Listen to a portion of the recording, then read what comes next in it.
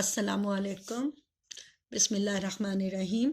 मैं मिस राहिला Tariq, social studies class 7 class की सब्जेक्ट टीचर। बेटा, जैसे कि आपको मालूम है कि हमारा चैप्टर 10 चल रहा था after before the winter vacation. Before winter vacation हम जो चैप्टर पर थे वो हमारा चैप्टर 10 चल रहा था। उससे पहले हमने चैप्टर 2 पढ़ा था, जो हमारा chapter 2 classic of Muslim literature था। हमने क्लासिक ऑफ मुस्लिम लिटरेचर पूरा पढ़ा। उसके बाद उसके क्वेश्चन आंसर करवाए मैंने, उसके fill in the blanks true and false आपको कंप्लीट करवाए। और उसके बाद फिर हमने नया चैप्टर अपना स्टार्ट करा था, मुस्लिम वर्ल्ड। मुस्लिम वर्ल्ड चैप्टर 10 था। उस चैप्टर की मैंने थोड़ी रीडिंग करवाई थी और एक क्वेश्चन बस जो हमारा स्कॉलर से रिलेटेड था, शाह वलीउल्लाह पर, वो मैंने आपको क्वेश्चन करवाया था कि आप बेटा इस चैप्टर का एक ही क्वेश्चन कीजिएगा। फिर बेटा आपको पता है कि उसके बाद विंटर वेकेशन स्टार्ट हो गई थी हमारी, और विंटर वेकेशन स्टार्ट होने की बाद आज हम आपसे काफ़ी दिनों के बाद मिल रहे हैं। तो हम उसी चैप्टर को, चैप्टर 10 को ही वहीं से कंटिन्यू करेंगे जहाँ से हमने उसे छोड़ा था। तो हम चैप्टर 10 रीड करते हैं।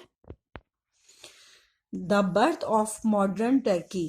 बेटा, मॉडर्न टर्की का जो हम बारे में पढ़ेंगे इस चैप्टर में, ये वाक़या जो है 1914 का है, 1914। 1914 से पहले यहाँ पर यूरोपियन कंट्रीज़ जो थे वो सब एक जगह पर ही थे, और उस वक्त तक टर्की जो था वो मॉडर्न टर्की नहीं बना था। In 1914, European countries went to war with each other. 1914 में यूरोपियन कंट्रीज जो थे वो एक जंग के लिए एक दूसरे से जंग करने के ऊपर यानी तैयार हो गए थे या लड़ने लग गए थे। विच लास्टेड 4 ईयर, तकरीबन 4 साल। More than 37 million peoples were killed, उसमें तकरीबन 37 मिलियन पीपल्स जो थे उससे ज़्यादा लोग मारे गए थे। It was called the great European war, और इसको इसको यूरोपियन वार भी, ग्रेट यूरोपियन वार भी कहते हैं। Also the first world war, और इसको फर्स्ट वर्ल्ड वार भी कहा जाता है और वर्ल्ड वार भी कहा जाता है। The Ottoman empire regarded as the Khilafat by many Muslims. अच्छा बेटा, ये जो ऑटोमन एम्पायर है, ये ऑटोमन का मतलब आपको पता है ना कि खिलाफत जो लड़ी गई, खिलाफत के बारे में बात है कि ये सन 1914 में खिलाफत सल्तनत जो टर्की जो हमारी है उससे पहले वहाँ पर ऑटोमन एम्पायर थी, यानी वहाँ पर जो हुकूमत थी वो ऑटोमन एम्पायर की थी, खिलाफत चल रही थी। और खिलाफत के नतीजे में वहाँ बहुत सारे मुसलमान जो थे वो उसमें शामिल थे, जॉइंट द सेंट्रल पावर। और सेंट्रल पावर में विच इंक्लूड, जिसमें शामिल थे जर्मनी एंड ऑस्ट्रेलिया, और जर्मनी और ऑस्ट्रेलिया भी उसमें शामिल थे। The countries which had started, और इसको शुरू करने वाले भी यही दोनों कंट्रीज थे, जर्मनी और Australia. Had started the war, उन्होंने जंग शुरू की। दे वर अपोज्ड बाय द एलाइज। अच्छा, एलाइज का मतलब होता है इत्तेहादी, और इत्तेहादी जो थे वो इसके मुखालिफ थे। विच इंक्लूड ग्रेट ब्रिटेन, जिसमें ग्रेट ब्रिटेन शामिल था, फ्रांस शामिल था, रशिया शामिल था, इटली और यूएस शामिल थे, ये इसकी मुखालफत में थे। मैनी अरब, बहुत सारे अरब जो थे वो ज्वाइंट हो गए थे इत्तेहादियों में। Many Arab joined the allies in order to get rid of the Ottoman rule, यानी बहुत सारे जो अरब थे उन्होंने भी इसमें इत्तेहादियों में शमूलियत इख्तियार कर ली थी, जो कि हुकूमत करना चाहते थे खिलाफत रूल के मुताबिक। They hope to create the Arab kingdom, और वो उम्मीद रखते थे उस अरब सल्तनत की। At the end of world war the allies occupied Constantinople. बेटा, ये जो कॉन्स्टेंटिनोपल जो नाम है ये कुस्तुनतुनिया का नाम है। कुस्तुनतुनिया टर्की का एक जो अब मौजूदा शहर है उसका नाम है इस्तांबुल। इस्तांबुल को पहले कुस्तुनतुनिया कहा जाता था, और कुस्तुनतुनिया उर्दू में कहते थे, और पोल जो है ये इंग्लिश ज़बान का लफ्ज़ है। तो वहाँ पर जब वर्ल्ड वार का ख़ात्मा हुआ तो तमाम इत्तेहादी जो थे उन्होंने कब्ज़ा कर लिया था इस कुस्तुनतुनिया पर, and put an end of the Khilafat, और खिलाफत के खात्मे पर। The Ottoman caliph agree to give away his country to European ruler and the receive the pension। Ottoman जो खिलाफत का जो खलीफा था, उस खिलाफत का जो खलीफा था वो एग्री हो गया था इस बात के ऊपर कि यूरोपियन कंट्रीज का जो रूलर है उनका रूल चले, और वो उनसे वसूल करने लगा था पेंशन फ्रॉम देम, उनसे, सो डैट ही में return his palace and the luxuries, क्योंकि वो अपनी जो उसके महल थे और जो उसकी आसाइश थी वो उनके साथ ही रहना चाहता था। This was the unacceptable to the brave and the courageous peoples. ये जो अन एक्सेप्टेबल यानी जो लोग नहीं कबूल कर रहे थे इस बात को जो कबूल ना करने वाले बहादुर और बाहिम्मत लोग थे ऑफ टर्की के, who gathered under the banner of Mustafa कमाल, वो सब मुस्तफ़ा कमाल के बैनर्स के यानी उनके नज़दीक आ गए, उनके बैनर्स के पास आ गए, यानी उनको लीड करने लग गए। अ फेयरलेस सोल्जर, जो कि एक फेयरलेस सोल्जर थे, who had defended his country during the world वार, जो वर्ल्ड वार के दौरान वहाँ पर सोल्जर के तौर पर काम कर रहे थे मुस्तफ़ा कमाल। In India, Muslim raised the voice in the support of their Ottoman brother। अच्छा, उस टाइम पर यानी 1914 की हम बात कर रहे हैं ना, ये 1914 में जब इंडिया में जो मुसलमान थे उन्होंने भी आवाज़ उठाई थी उस ऑटोमन ब्रदर के खिलाफ। दे वर lead by the Maulana Mohammad Ali Johar, a fearless journalist, जो एक जर्नलिस्ट थे, यानी एक कहना चाहिए बड़े बहुत बुलंद बाग और बुलंद बांग यानी बहुत पुरजोश जर्नलिस्ट थे। एंड द हिज ब्रदर, उनके भाई मौलाना Shaukat Ali, they even join the hand with the Congress, उन्होंने कांग्रेस से हाथ मिलाया। Was lead by the MK Gandhi, a great Hindu leader, जो कि हिंदुओं के एक बड़े लीडर थे। किस सिलसिले में? ऑटोमन एम्पायर के खिलाफ, यानी जो वहाँ का जो ऑटोमन खिलाफत ने हाथ मिला लिया था अंग्रेज़ों के साथ, और उसको ख़त्म करने के लिए मौलाना मोहम्मद अली जौहर ने उस आवाज़ उठाई, मौलाना मोहम्मद अली शौकत के साथ, यानी अपने भाई के साथ मिलके, और उसके लिए उन्होंने मौलाना जो हिंदू लीडर था एक MK गांधी, उसके साथ उन्होंने हाथ मिलाया। After many sacrifice and with great determination, the peoples of Turkey defeated European powers and threw them out after the Battle of Smyrna in September 1922। अच्छा, उस वक्त टर्की के जो लोग थे उन लोगों ने एक मुआहदा करा था यूरोपियन पावर्स के साथ 1922 में। मुस्तफ़ा कमाल accepted the fact that the Ottoman Khilafat had come to an end when the Allies occupied the Constantinople. Turkey became a republic, and 2 years later, यानी 1922 में जिस वक्त एक वो मुआहदा हुआ था, उसके 2 साल के बाद टर्की जो था वो एक रिपब्लिक बन गया था। और The last Ottoman caliph was asked to leave, और ऑटोमन जो खलीफा था वो वहीं पर ही रह गया था, यानी खिलाफत। हाँ, तो जो वो था ऑटोमन कैलिफ जो था, Ottoman caliph was asked to leave, यानी वो छोड़ दे, उस महल को और टर्की को, और फिर इसी तरह से वो रिपब्लिक बन गया, जमहूरिया बन गया, वहाँ पर डेमोक्रेसी आ गई। मुस्तफ़ा कमाल who was called the Ataturk, Mustafa कमाल जो कहलाते थे अतातुर्क और द फादर ऑफ तुर्क। मुस्तफ़ा कमाल हु वॉज कॉल्ड अतातुर्क और द फादर ऑफ तुर्क।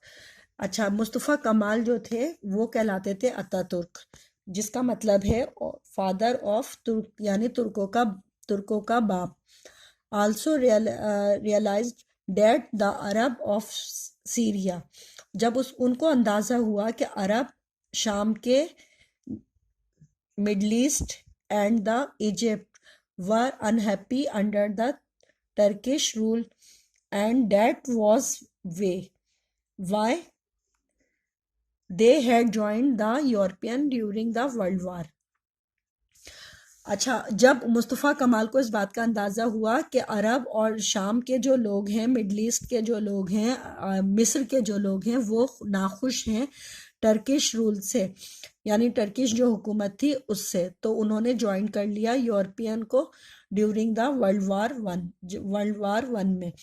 ही एक्सेप्टेड देयर इंडिपेंडेंस, और उनकी आज़ादी के लिए, बिकॉज ही बिलीव, वो यकीन रखते थे, that everyone had right to be free, यानी हर एक को शख्सी आज़ादी हासिल है। वी डिक्लेयर आवर राइट, यानी वो इस बात को डिक्लेयर करते थे कि हमारे हुकूक to remain the independent within our boundaries, यानी हम अपने अहाते में रहते हुए आज़ादी हासिल करने का हक रखते हैं। ही declared not an inch more but not an inch less. अच्छा, यहाँ ये आपने समझ लिया ना बेटा कि मुस्तफ़ा कमाल जो थे वो एक बहुत बड़े सोल्जर थे, जिन्होंने during the first world war में काम करा था। और जब उन्होंने इस बात का अंदाज़ा करा कि जो ऑटोमन एम्पायर का जो खलीफा है वो सही काम नहीं कर रहा और लोग उससे नाखुश हैं, तो उन्होंने इस बात को कहा कि भाई हर एक को शख्सी आज़ादी हासिल है, और उनकी इस बात के तहत ये हुआ कि टर्की जो था वो एक रिपब्लिक कंट्री बन गया। बेटा यहाँ ये जो हम चैप्टर पढ़ रहे हैं मॉडर्न वर्ल्ड से रिलेटेड, यहाँ ये एक मैप है जो मैं आपको थोड़ा सा समझाना चाह रही थी कि स्फीयर ऑफ द इन्फ्लुएंस 1914 में यहाँ ये जो कंट्रीज़ बताए गए हैं, ब्रिटिश, पुर्तगास, French, German, Dutch, Japanese, American, Russian, ये सारे जो कंट्रीज़ थे ये सारे इत्तेहादीज़ थे। जो अभी मैंने आपको चैप्टर पढ़ रही थी, जब मैं रीडिंग कर रही थी, मैंने आपको बताया था कि ऑटोमन एम्पायर की जो खिलाफत थी वो पूरे उस वक्त इन तमाम जगहों पर मुसलमान हुक्मरान थे, लेकिन उन मुसलमान हुक्मरानों के साथ जो थे, जो पूरा एक मुआहिदा हुआ था 1922 में, आपको पता है ना, आपने सुना होगा कि 2023 यानी 2023 के अंदर टर्की जो है वो आज़ाद होने वाला है। और टर्की का अपना जो एक मुआहिदा हुआ था, जिसकी वजह से टर्की की बहुत सारी जगहों पर यूरोपियन कंट्रीज़ जो थे वो काबिज थे, और वो अपने फ़ैसले लेने में टर्की उस वक्त आज़ाद नहीं था।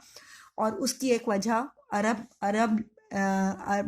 अरब कंट्रीज़ भी थे, अरब कंट्रीज़, मिडल ईस्ट कंट्रीज़, और जिसके अंदर फ्रेंच, ब्रिटिश और जर्मन, ऑस्ट्रेलियन, जापानीज़, रशियन, ये सारे के सारे कंट्रीज़ जो थे, इन सब ने भरपूर तरीके से एक वर्ल्ड वार लड़ी गई थी, जो कि फर्स्ट वर्ल्ड वार कहलाती है। उस वर्ल्ड वार को आपको पता है ना कि शुरू करने वाले दो कंट्री थे, ऑस्ट्रेलिया और जर्मनी।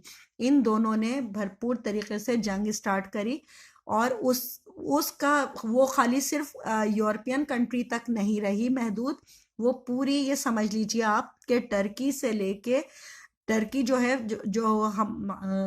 टर्की एक ऐसा कंट्री है बेटा, आपको पता है कि वो दो बर्रे आज़मों के दरमियान है, यानी एशिया और यूरोप दो दो बरआज़म के दरमियान, दो कॉन्टिनेंट के दरमियान वाक़ एक कंट्री है जिसका नाम है टर्की।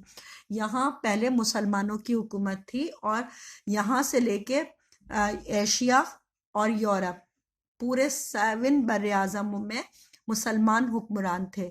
लेकिन कुछ अरब लीडर जो थे, कुछ अरब खिलाफत वाले ओटोमैन एम्पायर वाले लोग जो थे, उन्होंने अपने महल और अपनी लग्जरीज को बचाने के लिए उन्होंने कुछ यूरोपियन कंट्रीज़ के साथ ऐसे रवाबित करे जिसकी वजह से टर्की को एक ऐसा मुआहदा करना पड़ा जिसकी वजह से ये सारे जो ममालिक हैं जिसके अंदर ब्रिटिश है, पुर्तगाल है, फ्रेंच है, जर्मन है, जापानीज़ है, अमेरिकन है, रशियन है, ये सब आज़ाद हुए और इन लोगों के इनके ऊपर यूरोपियन कंट्रीज़ जो थे वो काबिज़ हो गए, उन्होंने इस पर कब्ज़ा कर लिया। और जो मुस्लिम खलीफा था उसको उन्होंने वहाँ से जाने के लिए कहा और वो मुस्लिम खलीफा जो था उसने अपनी पेंशन लेते हुए अपनी लग्जरीज़ को पसंद करा कि उसके पास रहें, वो अपनी ऐशो इशरत की ज़िंदगी वो अपनी गुजारना चाहता था, इसलिए उसने ये एक मुआहदा कर लिया कि भाई जो यूरोपियन कंट्रीज़ आज़ाद होना चाहते हैं वो आज़ाद हो जाएं। और इस तरह से टर्की जो था, जहाँ पर पहले पूरी दुनिया के 7 बरआज़मों में मुसलमानों की हुकूमत थी, वो मुसलमानों के पास से चली गई और यूरोपियन ताकतें जो थी वो उन्होंने अपना आप को मुस्तहकम कर लिया और कब्ज़ा कर लिया इन तमाम जगहों के ऊपर जहाँ पहले मुसलमान होते थे। आपको इस मैप के अंदर नज़र आ रहा है ना कि यहाँ ऑस्ट्रेलिया आपको नज़र आ रहा है, इंडिया नज़र आ रहा है, चाइना नज़र आ रहा है, मंगोल नज़र आ रहा है, पारसिया नज़र आ रहा है।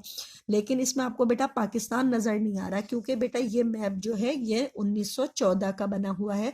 1914 में उस वक्त पाकिस्तान हमारा नहीं बना था, लेकिन चूंकि वर्ल्ड वार के जो असरात थे वो पूरे एशिया तक पे पहुंचे थे और इंडिया तक में पहुंचे थे। मैंने इस चैप्टर में जब अभी मैं रीडिंग कर रही थी मैंने आपको बताया कि एक ग्रेट जर्नलिस्ट जो थे मौलाना मोहम्मद अली जौहर और उनके भाई मौलाना शौकत अली जो थे, उन्होंने भरपूर तरीके से खिलाफत में हिस्सा लिया था। तहरीक खिलाफत ये एक ओटोमैन एम्पायर बहुत बड़ी खिलाफत थी जिसके लिए उन्होंने स्ट्रगल करी थी और उसी स्ट्रगल में ही उन बेचारों की यानी वफात भी हुई उसी के अंदर और आखिरी दम तक अपने मौक़िफ़ के ऊपर डटे रहे कि तहरीक खिलाफत के लिए उन्होंने अपनी समझ लीजिए जान दे दी थी। अच्छा, ये सारा जो मैंने आपको पूरी डिटेल बताई है ये उस वक्त की बात है 1914 की, जिस वक्त टर्की के ऊपर ओटोमैन एम्पायर थी और वही ओटोमैन एम्पायर का जो मुआहदा 1922 में हुआ था वो 2022 में ख़त्म हो जाएगा और 2023 में जाकर न्यू टर्की जो हमारा है वो अपने फैसले लेने में आज़ाद हो जाएगा। हम उम्मीद करते हैं बेटा कि इंशाअल्लाह ताला मुसलमानों के लिए ये एक बहुत बड़ा एडवांटेज होगा, मुस्लिम कंट्रीज़ के लिए, मुसलमानों को मुस्तहकम करने के लिए, मुसलमानों की आवाज़ उठाने के लिए। The Suez canal and the Persian revolution. Merchant carrying their goods from the Europe to Asia. जो ताजिर होते थे वो ले जाते थे अपने साथ सामान यूरोप से Asia. Had to around Africa और the travel a great distance on hand through the Middle East in. अच्छा, मिडल ईस्ट यानी जो ताजिर थे वो अपना सामान ले जाया करते थे यूरोप से एशिया और अफ्रीका से ट्रैवल करते हुए ग्रेट डिस्टेंस जो एक बड़ा फासला था on land through the Middle east तक का। अच्छा, मिडल ईस्ट को हम खलीज फारिस भी कहते हैं बेटा, आपको पता है ना, ये यूरोप जो हमारे अरबियन साइड्स में है वो मिडल ईस्ट कहलाते हैं। मिडल ईस्ट का मतलब होता है जो ईस्ट का जो दरमियान वाला हिस्सा है वो मिडल ईस्ट या खलीज के नाम से, उर्दू में हम खलीज कहते हैं और इंग्लिश में हम मिडल ईस्ट के नाम से पढ़ते हैं। In 1869 a French company created a canal from the port Said in the Mediterranean Sea to Suez in the Red Sea in Egypt. अच्छा, 1869 की बात है, एक फ्रेंच कंपनी ने एक जो कैनाल थी जो निकल रही थी पोर्ट सेड से मेडिटेरियन सी से, Suez canal, Red Sea in Egypt. अच्छा, वो रेड सी जिसे कहते हैं बहरे अहमर, जो कि मिस्र में मौजूद है, it was called the Suez canal, उसे सुइस कैनाल कहते हैं। जो बहरे अहमर से निकल रही है एक नहर, उसे हम सुइस कैनाल कहते हैं। And it offered a shortcut for ship travelling from the Europe to Asia. अच्छा, इस नहर के ज़रिए से जो तिजारत होती थी, वो एक शॉर्टकट है जो जहाज़ों के ज़रिए सफ़र करते थे यूरोप से एशिया का, और द अदर वे राउंड, और उसके अतराफ में। Initially the canal was owned by the French company along with the Muslim rule of Egypt। सबसे शुरू में ये कैनाल जो थी वो एक फ्रेंच कंपनी ने स्टार्ट की थी, मुसलमान जो थे मिस्र के जो हुक्मरान थे उनके साथ। लेटर द रूल, बाद में सोल्ड हिज शेयर, और उसके शेयर जो थे वो बेच दिए गए थे ब्रिटिश को, who also posted their troops on the canal। European power used his passage for the conquering the defenseless areas of Africa and the promoting their trade। अच्छा, ये सारा कुछ जो था मैंने आपको बताया ना कि जो मुआहदा जो हुआ था जिसके तहत ये सारे जो छोटे छोटे कंट्रीज़ थे जहाँ पहले मुसलमानों की हुकूमत थी, ओटोमन एम्पायर के बाद वो सारे आज़ाद हो गए थे, और उनमें ख़ास तौर पे बरतानिया जो था उसने अपनी उस पावर के ज़रिए से वहाँ उसके शेयर हासिल कर लिए थे, किसके, सुइस कैनाल के, यानी ताकि वो भी तिजारत कर सके और उस शॉर्टकट के रास्ते से एशिया से यूरोप के दरमियान तिजारत हो सके। वो एक शॉर्टकट था ये नहर सुइस जो थी। At that time, independent Muslim countries such as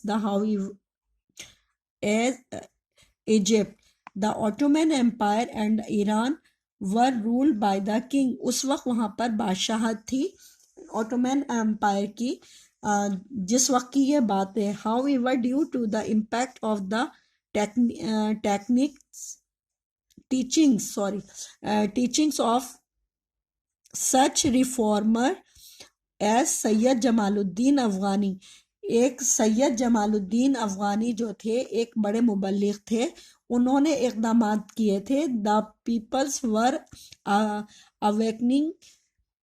awaking to the demand democracy, उन्होंने जमहूरियत के लिए यानी जगाया लोगों को। One such revolution occurred in Iran in 1906 में उन्होंने एक रेवोल्यूशन स्टार्ट करी थी उठाने के लिए मुसलमानों को जो कि सोए हुए थे। When people's forced the king of introduce a constitution and the election in the country, similar change occurred in the Turkey sometimes letter. कुछ टाइम के बाद टर्की जो था वो बना और वहाँ पर इलेक्शन हुए, वहाँ पर डेमोक्रेसी स्टार्ट हुई। ये सारी चीज़ों के बारे में आपने पढ़ा, सुइस कैनाल के बारे में आपने सुना, समझा। ये सारी बेटा बहुत इम्पोर्टेंट हिस्ट्री की बातें हैं जो कि 1914 से स्टार्ट हुई थी, जब हमारी फर्स्ट वर्ल्ड वार हुई थी। फर्स्ट वर्ल्ड वार में बहुत सारे लोग आपने पढ़ा कि मारे गए थे, और उसके बाद जो था ऑटोमन एम्पायर ख़त्म हुई और ये सारे कंट्रीज़ जो थे यूरोपियन कंट्रीज़ ये काबिज़ हो गए थे उन तमाम रियासतों पर जहाँ पहले कभी मुसलमानों की हुकूमत थी, लेकिन मुसलमानों ने अपनी कमज़ोरी से इन सारी चीज़ों को गंवा दिया जहाँ पर कभी वो हुक्मरानी करते थे।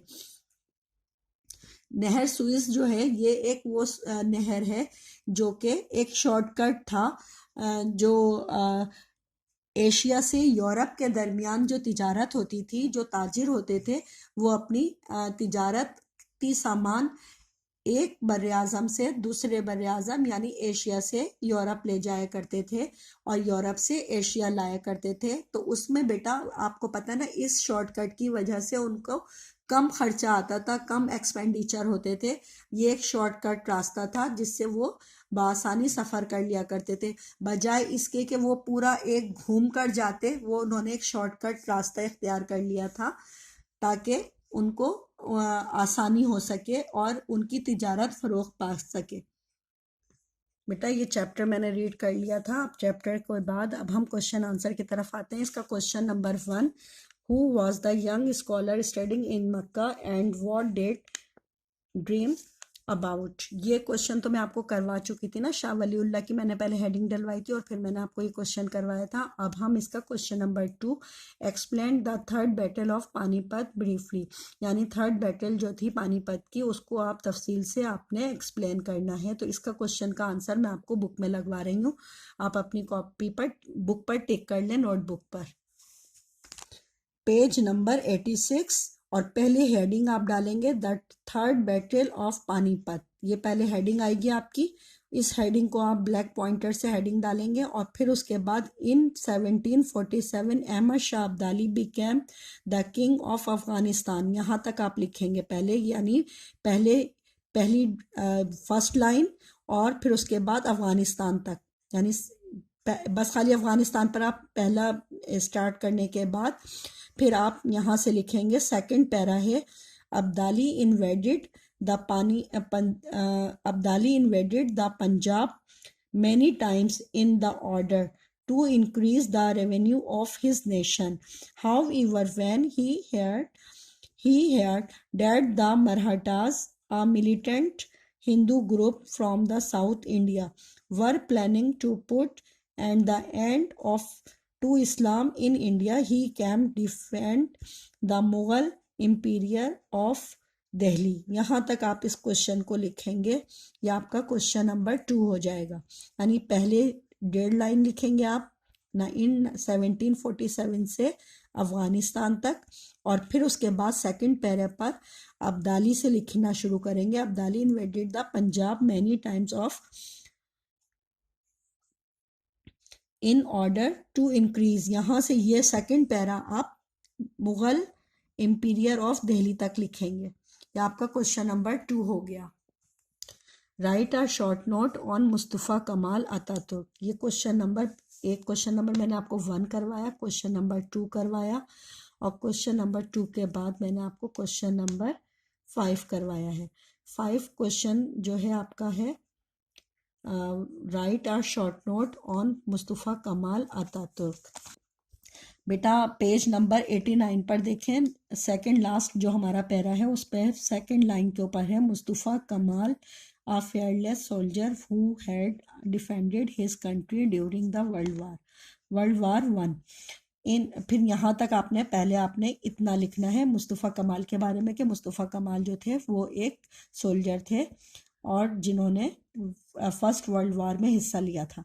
फिर उसके बाद आप पेज नंबर 90 पर हमारे पास जो सेकंड पैराग्राफ है, यहाँ फिर दोबारा लिखा हुआ है ना मुस्तफ़ा कमाल। आप मुस्तफ़ा कमाल नहीं लिखेंगे बल्कि आप यहाँ लिखेंगे he was called the Ataturk और द फादर ऑफ तुर्क also realized that the Arabs of Syria, Middle East and the Egypt were unhappy under the Turk rule. ये पूरा आपने पैरा यहाँ तक कंप्लीट करना है। कहाँ तक? He declared not an inch more but not an inch less. यहाँ आपने इसको ख़त्म कर देना है मुस्तफ़ा कमाल का जो शॉर्ट नोट है आपका। अच्छा बेटा, ये तो आपका क्वेश्चन नंबर 5 हो गया।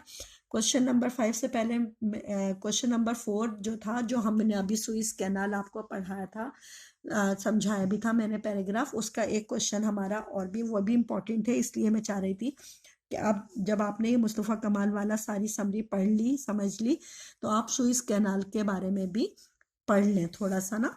तो इसलिए मैं क्वेश्चन नंबर 4 भी आपको करवा रही हूँ। क्वेश्चन नंबर 4 है who constructed the Suez canal and why was it made, यानी सुइस कैनाल जो थी वो उसको बनाने वाले कौन थे और ये क्यों बनाई गई थी। पेज नंबर 89 पर ये हेडिंग डालेंगे आप, the Suez canal and the Persian revolution. आप बस खाली रिवॉल्यूशन ये पूरी हेडिंग नहीं डालें, आप सिर्फ द सुइस कैनाल की हेडिंग डालें और फिर उसके बाद आप यहाँ से लिखेंगे merchant carrying their the goods from the Europe to Asia had a navigate around the Africa or travel a great distance on hand through the Middle East.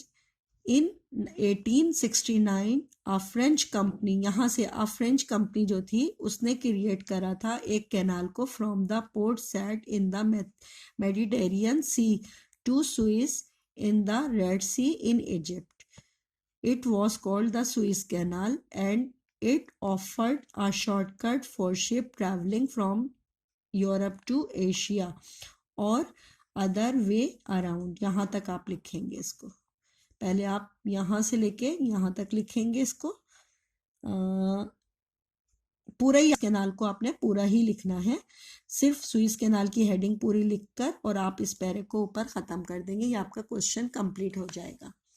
बेटा इस चैप्टर 10 के हमारे यानी 4 क्वेश्चन मैंने जो आपको करवाए, 4 क्वेश्चन आपके हैं। Question number 1, question number 2, question number 4, question number 5। ये आपने चारों क्वेश्चन अपने नोटबुक के ऊपर लिखने हैं और बहुत साफ़ सुथरा काम करना है। जिस तरह से मैं हेडिंग डलवाती हूँ, जहाँ पर मैंने आपको हेडिंग कहा है वहाँ पर आप हेडिंग यूज़ करेंगे ब्लैक पॉइंटर से और बहुत अच्छी तरह से अपना काम करेंगे। और काम करने के बाद आपको पता है ना कि फ्राइडे को आपकी चेकिंग होती है और इसके अलावा आपका जो विंटर वेकेशन का जो वर्क है वो भी आप अपना सबमिट करवा सकते हैं। आपको पता है कि कितना इम्पोर्टेंट वर्क है वो आपका पेपर के पॉइंट ऑफ व्यू से, क्योंकि आपको पता है कि अब आपके पास टाइम बहुत कम है और कमिंग हो सकता है नेक्स्ट मंथ या उससे नेक्स्ट मंथ हमारे जो एनुअल एग्ज़ाम हो वहाँ आपके ये मार्क्स गेन करवा सकते हैं आपको अपने इस सब्जेक्ट में पास होने के लिए। इसलिए बहुत अच्छी तरह से काम अपना कंप्लीट करें, अपनी कॉपी मेंटेन करें, अपनी नोटबुक मेंटेन करें और अपनी कॉपी को चेकिंग के लिए मेरे पास भेजिए। ठीक है, अपना बहुत सारा ख्याल रखिएगा। इसके अलावा भी अगर कोई क्वेश्चन आपको समझ में नहीं आता है तो आप ग्रुप पर मुझसे मालूम कर सकते हैं और उसके मैं आपको हो सकेगा तो मैं इसकी पिक्चर भी आपको सेंड कर दूंगी ग्रुप पर, ताकि आपको काम करने में आसानी हो और आपका काम ठीक ठीक हो। ठीक है, इसके और भी इसके अलावा अगर कोई बात ऐसी हो जो आपको समझ में ना आई हो मेरे इस लेक्चर के दौरान तो आप मुझसे ग्रुप पर मालूम कर सकते हैं। आपको पता है कि हमारे ग्रुप के टाइमिंग क्या है, 6 to 8 हमारे ग्रुप के टाइमिंग है। आप उसमें मुझसे मालूम कर सकते हैं। अपना बहुत सारा ख्याल रखिएगा इस दुआ के साथ कि अल्लाह ताला हम सबका हामी और नासिर हो, हम सबको अपने हिफ्ज़-ओ-अमान में रखे। अल्लाह हाफिज़।